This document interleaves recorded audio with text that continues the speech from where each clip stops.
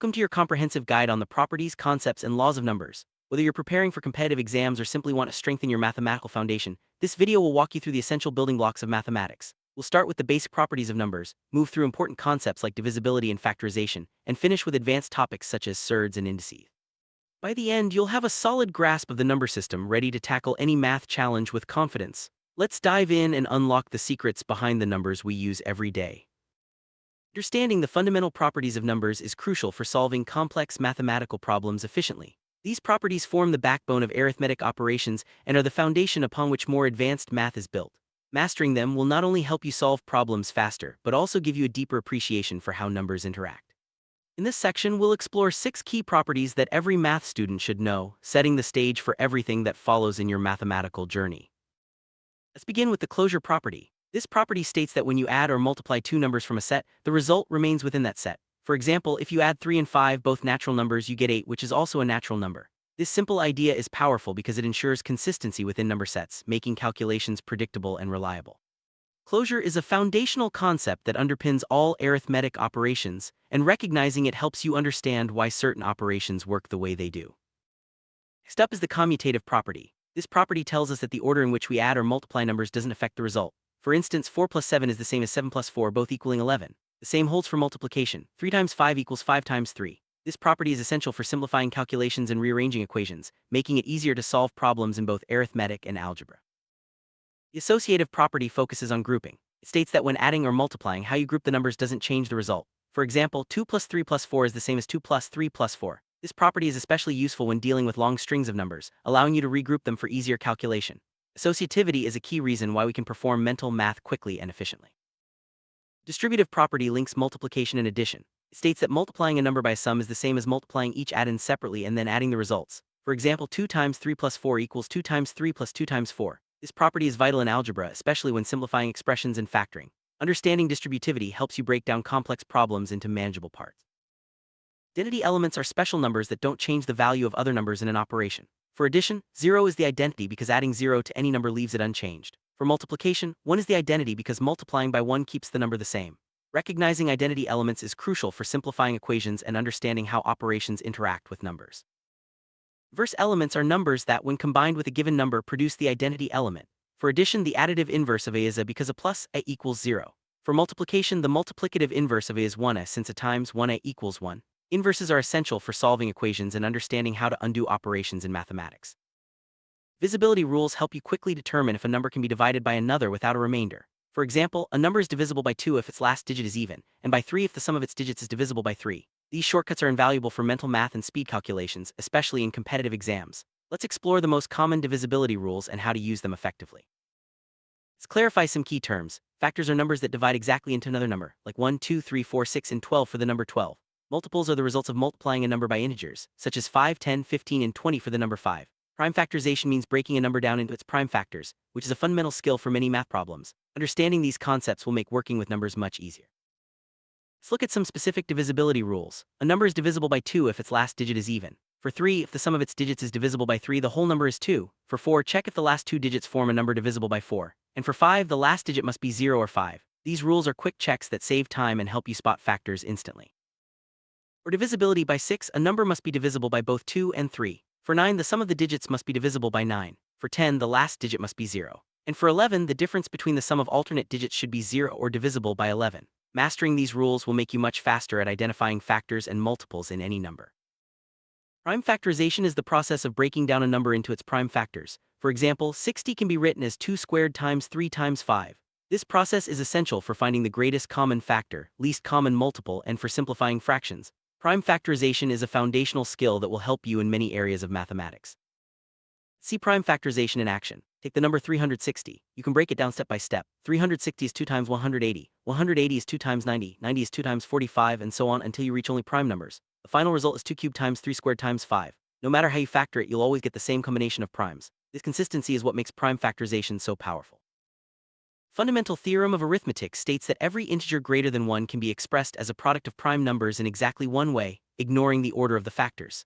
This theorem is the foundation of number theory, showing that prime numbers are the building blocks of all natural numbers, much like atoms are the building blocks of matter in chemistry. Let's apply the fundamental theorem of arithmetic with an example. Take the number 360. No matter how you factor it, you'll always end up with the same set of prime numbers, 2 cubed, 3 squared, and 5. This unique factorization is what makes prime numbers so important in mathematics. They are the indivisible units that make up all other numbers. Prime numbers are often compared to atoms in chemistry because they are the basic building blocks of all natural numbers. Every number can be broken down into a unique combination of primes. This concept is central to number theory and is used in many areas of mathematics, including cryptography and computer science. LCM stands for least common multiple, which is the smallest number that is a multiple of two or more numbers. It's especially useful when adding fractions or solving scheduling problems. HCF, also known as GCD, greatest common divisor, is the largest number that divides two or more numbers exactly. It's essential for simplifying fractions and solving distribution problems. Let's see how to find the LCM with an example. The LCM of 12 and 18 is 36 because 36 is the smallest number that both 12 and 18 divide into without a remainder. This concept is especially helpful when working with fractions that have different denominators.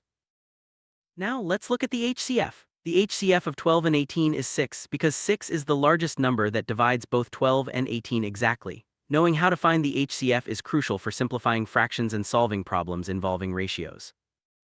The prime factor method is a systematic way to find both the LCM and HCF of two numbers. For HCF, multiply the common prime factors with the lowest powers. For LCM, multiply all prime factors with the highest powers. This method is reliable and works for any pair of numbers.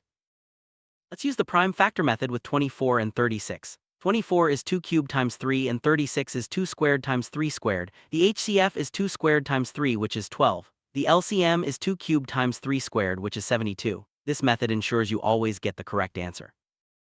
Division method is another way to find the HCF and LCM. For HCF, use Euclid's algorithm. Divide the larger number by the smaller, then divide the divisor by the remainder and repeat until the remainder is 0. For LCM, divide the numbers by common prime factors, then multiply all divisors and remaining numbers. This method is especially useful for larger numbers. There's a golden formula connecting LCM and HCF. For any two numbers A and B, LCM times HCF equals A times. This relationship is frequently tested in competitive exams and is a handy shortcut for checking your work. Decimals come in different types. Terminating decimals end after a finite number of digits, like 0.5 or 3.75. Non-terminating non-recurring decimals go on forever without repeating, such as pi or the square root of 2. Non-terminating recurring decimals repeat a pattern endlessly, like 0.333. Understanding these types helps you classify numbers and predict their behavior in calculation. Terminating decimals are those that end after a certain number of digits. For example, 0.5, 0.125, and 3.75 are all terminating decimals. These occur when the denominator of the fraction has only 2 or 5 as its prime factors. Recognizing terminating decimals is important for identifying rational numbers and simplifying calculations. Non-terminating, non-recurring decimals continue infinitely without repeating any pattern. Famous examples include pi 3.14159 and the square root of 2 1.41421. These numbers are called irrational because they can't be expressed as a simple fraction. Understanding these helps you recognize the difference between rational and irrational numbers. Non-terminating, recurring decimals go on forever but repeat a pattern. For example, 0.333 or 0.14285714287. These always represent rational numbers, meaning they can be written as a fraction. Recognizing recurring decimals is key for converting between decimals and fractions.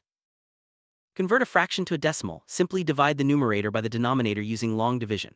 If the denominator has only 2 and 5 as prime factors, the decimal will terminate. Otherwise, it will recur. For example, 7 divided by 8 is 0.875, which is terminating, while 5 divided by 6 is 0.833, which is recurring.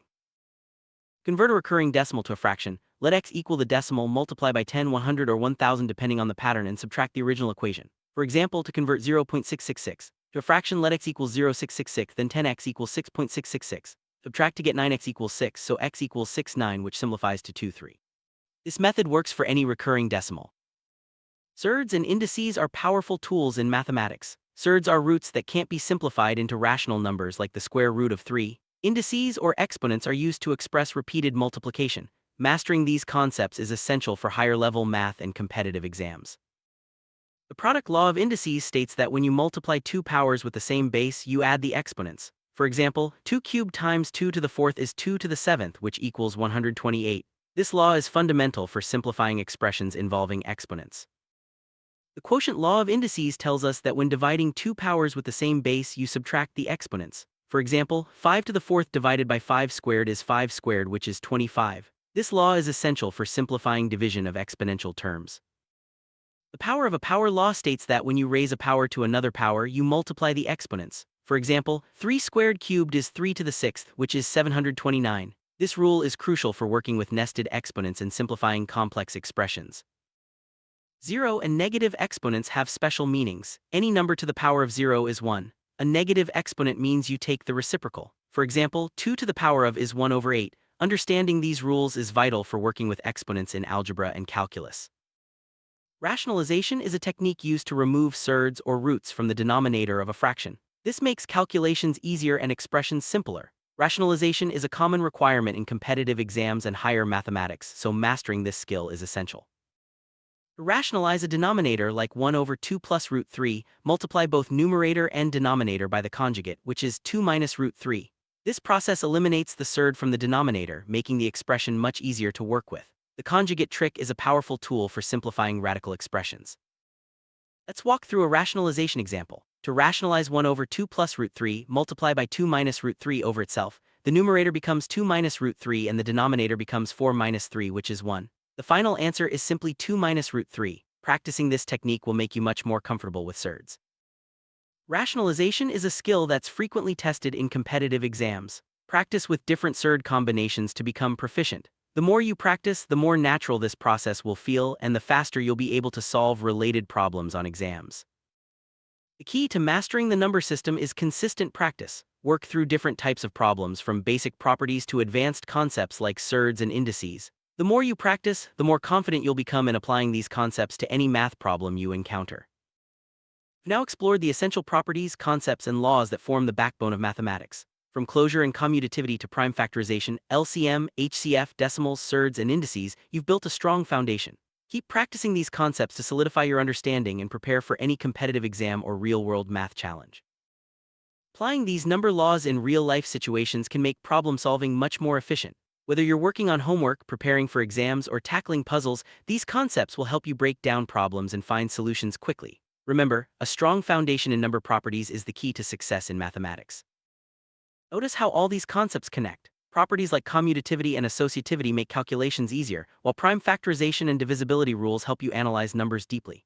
LCM and HCF tie into fractions and ratios, and surds and indices open doors to advanced math. Seeing these links will help you approach problems holistically. Keep practicing these concepts with resources like Stepstone Academy. Regular practice will reinforce your understanding and ensure you're ready for any exam or challenge. Remember, mathematics is a skill that grows stronger the more you use it. Stay curious and keep exploring. Congratulations, you've completed this journey through the properties, concepts, and laws of numbers. With this strong foundation, you're well equipped to tackle more advanced topics and excel in mathematics. Keep practicing, stay motivated, and remember that every great mathematician started with the basics, just like you.